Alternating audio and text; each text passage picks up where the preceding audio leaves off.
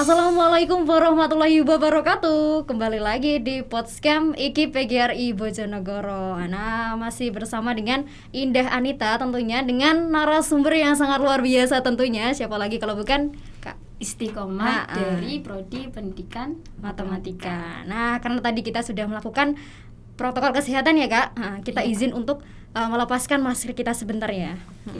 Kita lepaskan. Oke, kita lanjut nih Kak ya.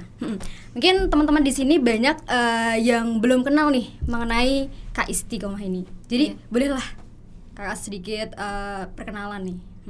Nama tadi sudah ya, nama Istiqomah, Prodi Pendidikan Matematika, rumahku Padang, Trucuk, Bojonegoro.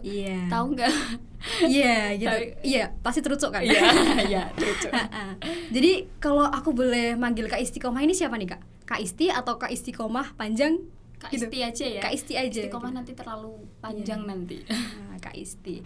Pasti Kak Isti udah tahu nih kenapa sih Kak Isti diundang pada Podscam IKI PGRI Bojonegoro ini kan? Iya. Tahu. Karena mewakili Prodi Pendidikan Matematika ya. Kan itu dari mahasiswa yang ada di tingkat 4 itu kan dipilih 5 yang terbaik. Nah, kebetulan saya yang terbaik. Alhamdulillah yang terbaik satunya. Jadi diundang ke sini buat memperkenalkan media pembelajaran dari Kak Isti tadi. Betul. Nah, media pembelajaran yang dibuat Kak Isti tadi itu apa gitu? Media pembelajaran yang aku buat itu berbasis aplikasi. Berbasis aplikasi yang bisa ditaruh di HP kan, kayak gitu. Jadi kayak memudahkan siswa juga untuk mengakses aplikasi tadi. Dan juga gak ribet ya Kak, dibawa kemana-mana. Iya, kan udah ada di ponsel gitu. Oke, betul. Karena kan dulu juga pernah ada mata kuliah media pembelajaran atau pengalaman juga kalau pakai yang konvensional kayak gitu kan susah bawanya, ribet gitu. Bener kan. Juga. Kalau dibawa ke sekolah mungkin ya, kalau insya Allah kalau lulus jadi guru ya, itu kalau dibawa ke sekolah juga amin. Itu kan juga susah ya, utang-utang ke sana kemari gitu. Jadi aku kepikiran buat aplikasi yang bisa diakses di HP gitu. Kalau boleh tahu itu namanya apa nih Kak? Aplikasi perbandingan senilai sama berbalik nilai.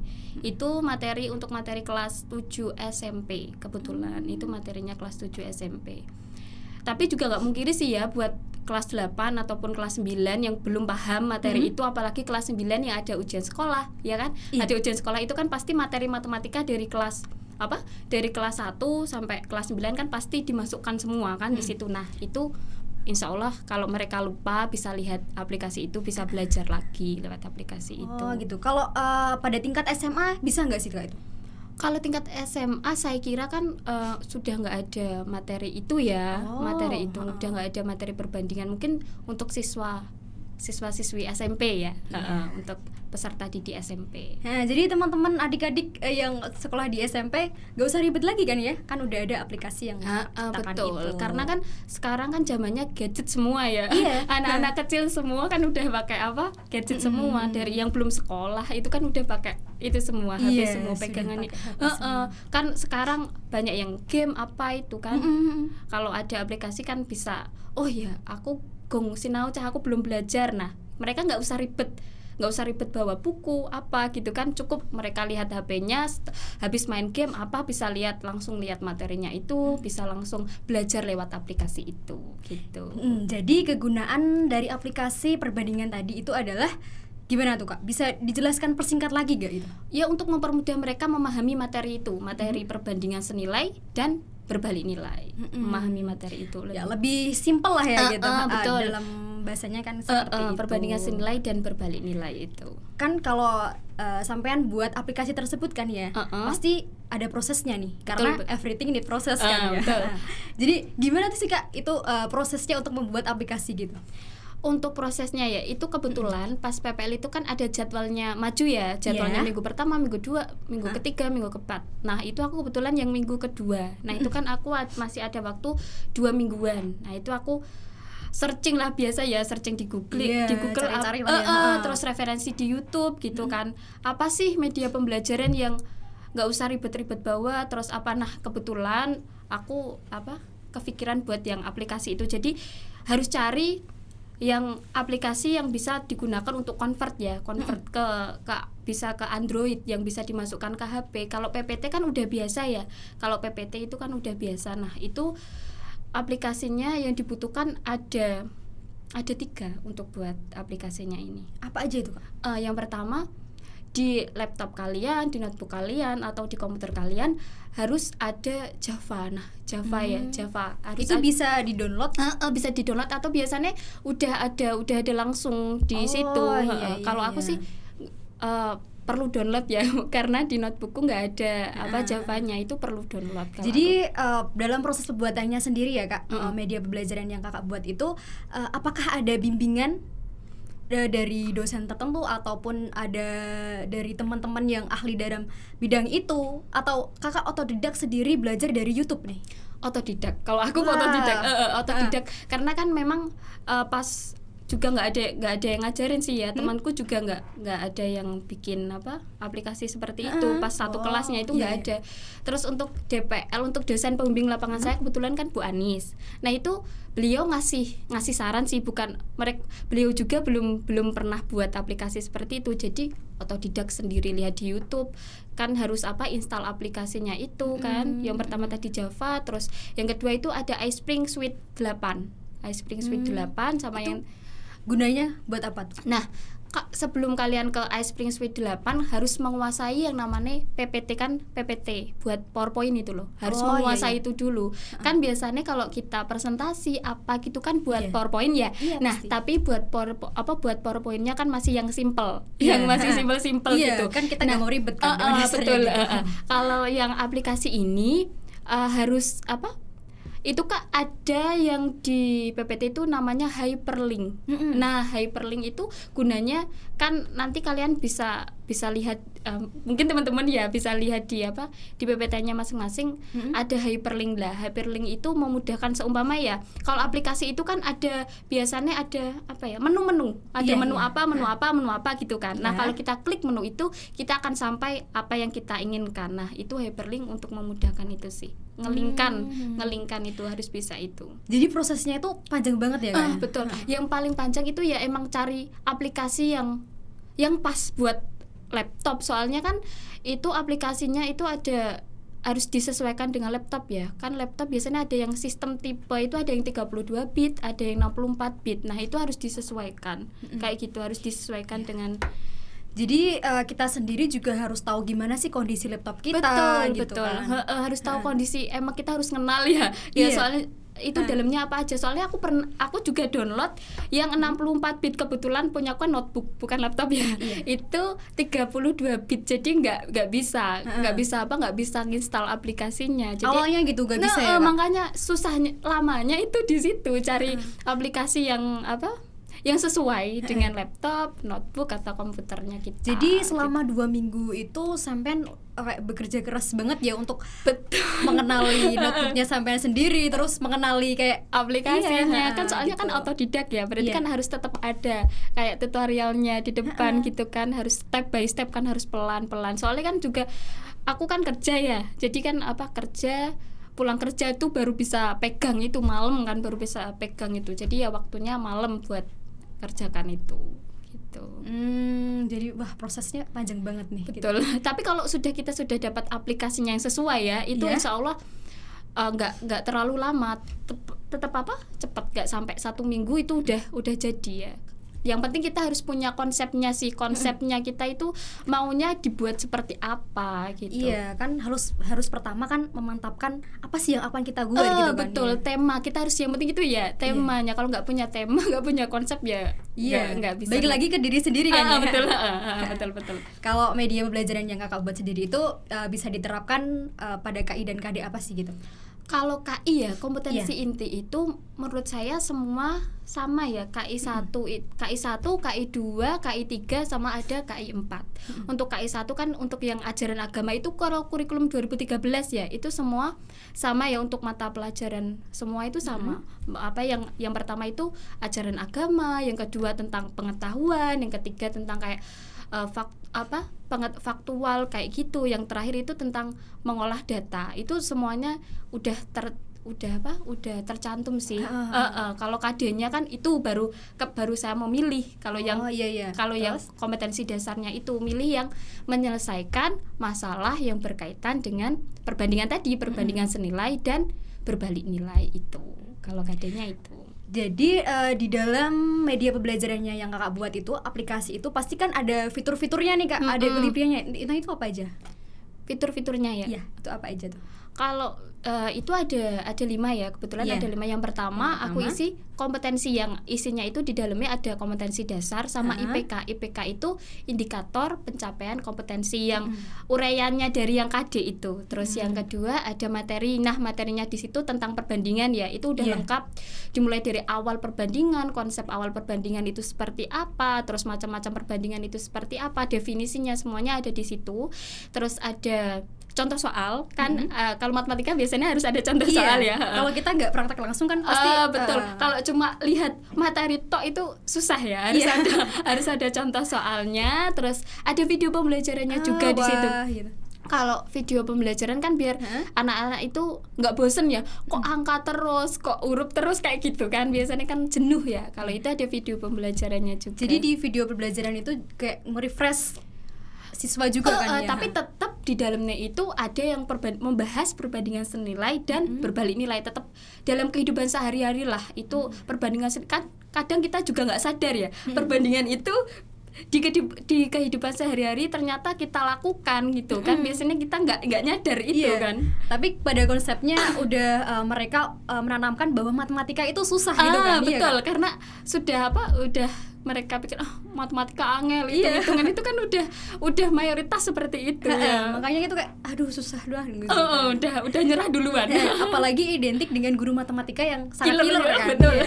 Makanya kan kita harus buat image guru matematika itu yang nggak killer ya, biar anak-anak itu menyenangkan gitu kan ya. Cinta matematika gitu.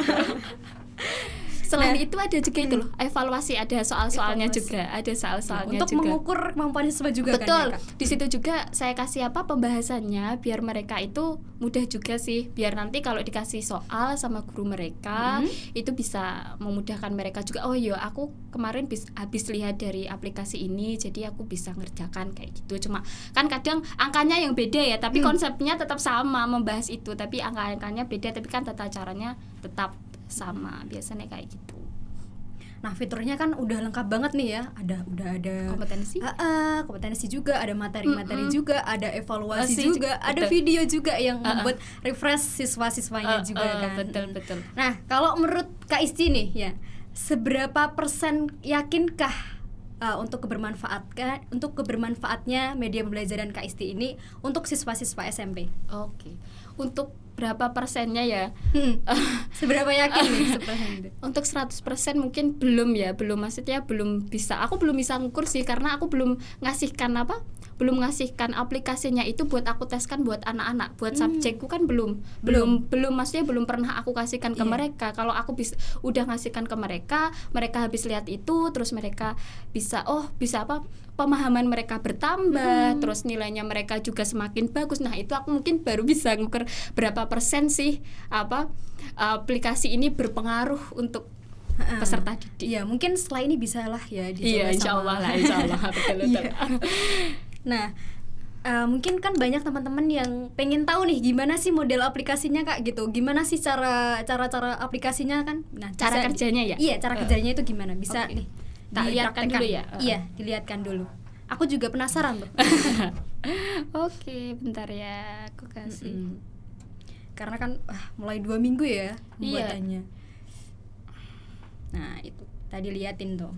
Udah ya. Gini ya. Ini yang pertama ini ada tanda segitiga. Nah, itu tanda untuk mulai aplikasinya. Kita klik ini. Nah, mulai yang tadi aku bilang kan ya. Tadi ada kompetensi, ada materi, ada contoh soal, ada video pembelajaran, ada evaluasi.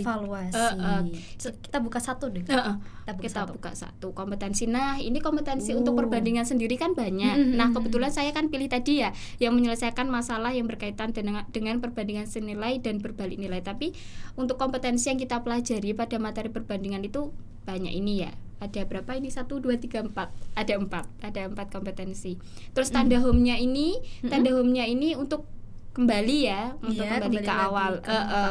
Terus gitu. ini ada materi. Nah, materinya di sini ada definisi dan konsep. Definisi dan konsepnya ini untuk perbandingan aja ya, bukan untuk yang macam. Kalau yang sampingnya baru macam-macam perbandingan. Nah, kita klik di sini, ada pengertian perbandingan itu seperti apa. Ini tanda panah ya kita. Nah, ini untuk selanjutnya gitu kan. Betul, untuk next ya.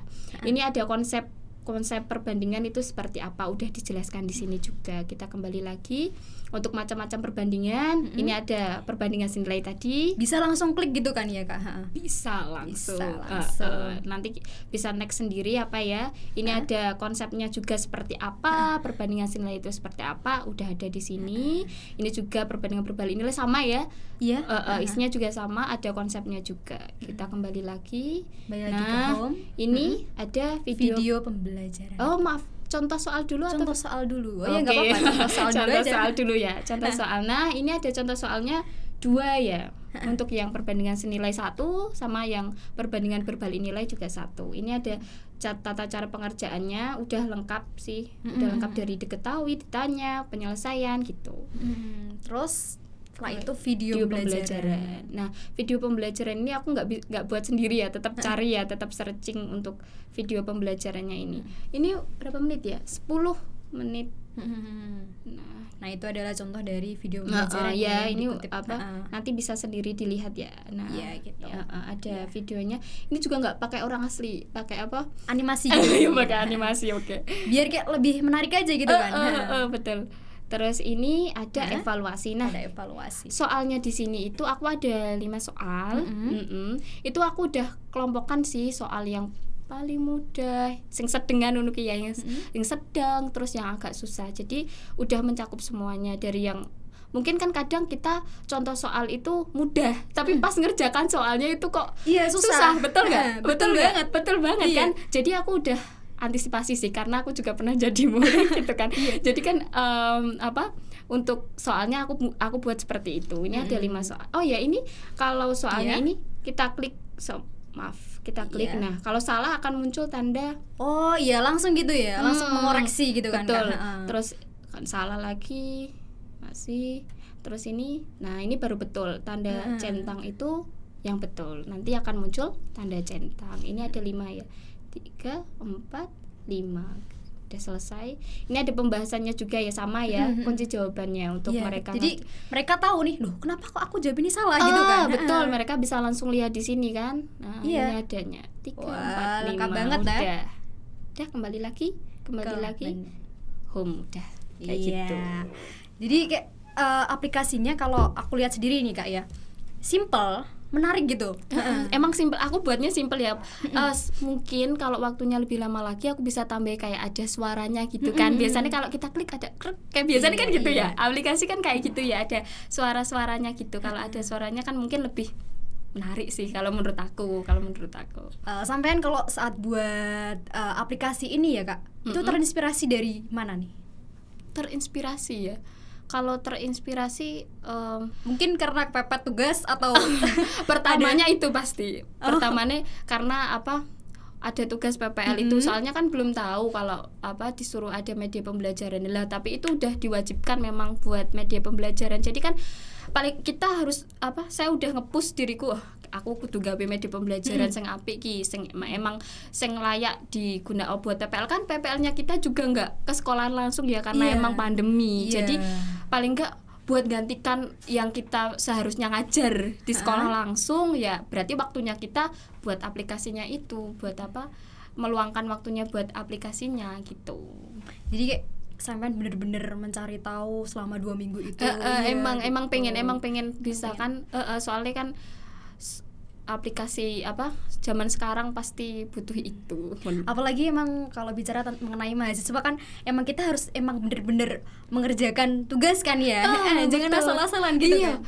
Apalagi saya udah tingkat akhir ya. Kalau nilainya PPL ini kan kalau nggak salah SKS-nya itu ada 4 ya. Kalau nggak memenuhi itu ya gimana kan? Maksudnya kalau nilaiku jelek atau apa kan juga nggak. Selain itu juga emang pengen buat aplikasinya buat bermanfaat bagi orang lain kan. Kalau kita punya ilmu, kalau dipakai sendiri kan gimana gitu kan. Emang harus disebarkan ke orang lain. Nah, alhamdulillahnya dengan proses yang sangat panjang itu dan mendapatkan juara gitu kan. Betul, tapi emang aku pertamanya udah nggak, maksudnya udah aku harus juara enggak, emang tulus aplikasinya ini harus berguna bagi siswa-siswi, harus bisa bermanfaat bagi mereka. Itu aja sih. Pertamanya itu aja, enggak. Itu bonus ya, mungkin bonus dari Allah ya. Iya, alhamdulillah gitu. Betul, bonus dari Allah gitu. Jadi itu adalah sedikit mengenai aplikasi pembelajaran dari Kak Istiqomah. Aplikasi perbandingan dan aplikasi perbandingan senilai dan berbalik nilai. Pesannya Kak Isti nih untuk mungkin mahasiswa bisa, untuk teman-teman juga bisa. Pesannya gimana sih untuk gitu? Pesannya ya, oke. Untuk yang mau buat aplikasi aja ya, yang mau buat aplikasi yang mungkin terinspirasi ya, mau buat aplikasi, kalian jangan pernah menyerah sih, maksudnya jangan pernah menyerah, jangan pernah maksudnya aku gak iso iki sampean mandek nak tengah dalan, gak mungkin apa yang kalian inginkan itu akan tercapai, itu gak mungkin. Kalian harus nge-push diri kalian, aku harus bisa gitu yang sih. Lain bisa, masa aku gak bisa gitu. Betul kan kalian lihat di YouTube kan, itu kan orang juga kan, orang itu bisa, kenapa kita nggak bisa? Nah itu apalagi kalau kita ngomong-ngomong soal pemuda ya Kak, itu kan balik lagi ke banyak banget yang mereka itu berprinsip bahwa kalau mereka bisa, ya aku nggak bisa gitu kan. Iya, banyak kan kalau gitu. Alah, emang bocah pinter. Nah, biasanya kan kayak gitu. Mesti bocah soalnya aku biasa aja terusan kan. Dia udah insecure sama dirinya sendiri, itu udah insecure sama dirinya sendiri, jadi nggak bisa berkembang. Menurut aku sih gitu. Harus tetap nge-push diri sendiri. Nah kayaknya udah dulu nih Kak ya, karena tadi udah dijelasin tentang pesan-kesan juga, udah banyak nih Kak ya. Nggak kerasa ya, udah selesai ya. Iya, udah kerasa banget. Jadi buat teman-teman semuanya yang pengen dengerin kita, yang pengen nyaksiin tentang episode-episode selanjutnya itu gimana gitu kan, langsung aja subscribe di channel YouTube IKIP PGRI Bojonegoro, atau bisa didengerin di Spotify IKIP PGRI Bojonegoro. Jangan lupa di subscribe, like, and comment. Karena subscribe itu gratis. Oke, tetap di Podcast IKIP PGRI Bojonegoro. Wassalamualaikum warahmatullahi wabarakatuh.